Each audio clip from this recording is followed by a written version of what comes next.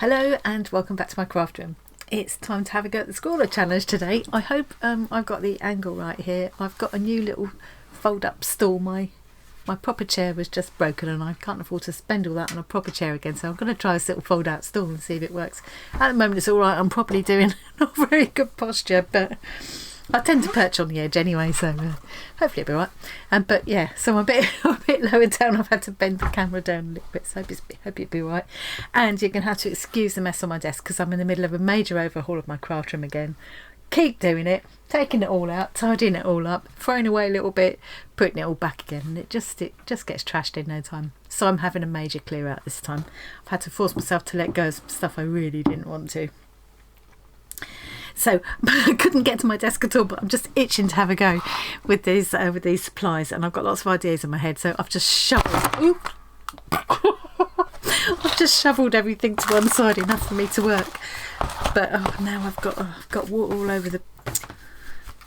So yeah, you might have to bear with me a little bit. I'm just itching to have a try. Have a little break from the tidying. I'll just use my sleeve to dry that off. Have a little break from the tidying. And I'll come back to it later. I'm all pink. You can see how hard I've been working. We did have fish and chips for dinner though, because I couldn't stop to do cooking. No. Right, let's go to the desk. We haven't got time to waffle. Come on, women. Right, so I sat last night just finishing watching. I'm on season 15 now of Supernatural. So while I was watching that, I drew this picture. So the prompt, let's have a look. Hang on. See, I'm all at 2 and 8 today. Here's what we've got in the school box this time. There's the zine. We've got these lovely Ecoline Duo tips. So a chisel tip one end and a bullet tip the other.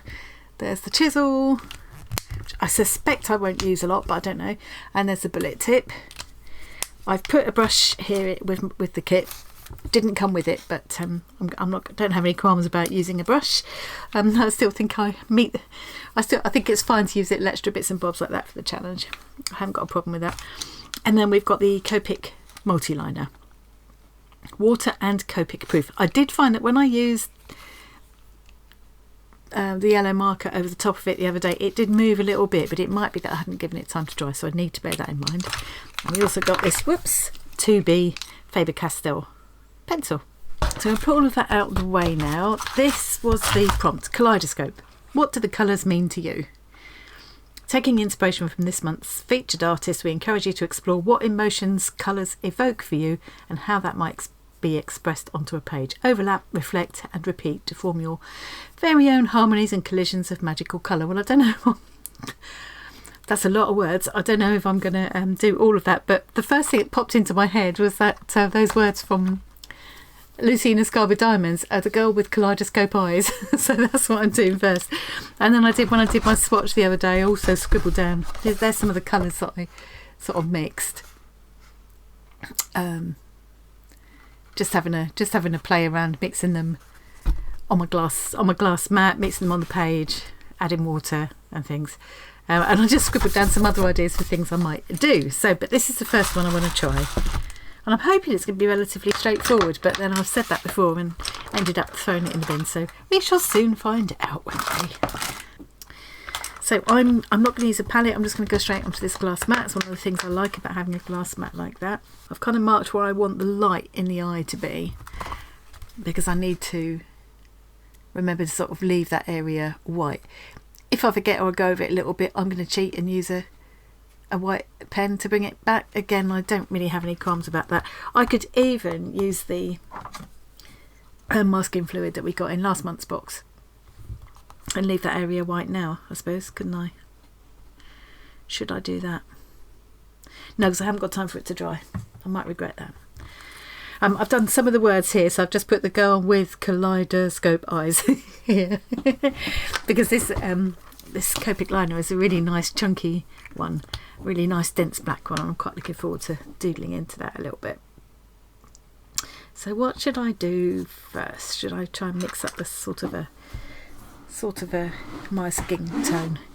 It's kind of representing my feelings about the colours and things. I have a very visceral reaction to colour. I actually will dribble when I see colour, literally when I see colours like I did when I used these. On the other hand, if I see certain shades of green and orange next to each other, I feel physically sick. So yeah, it's funny, isn't it? Why is that just going in and out of focus like that? It's on autofocus. What is going on? Okay, I'm hoping that's gonna be focused well enough. If it isn't, I apologise. I'm at the limit of my technical abilities and the limit of my equipment. Okay. So I think what I'm going to aim for is a rainbow running down here. So I'll start with red and come back to red again by the time I get down to here, and then I'll do the words in black. That's what I'm thinking. We'll see. We'll see how it goes.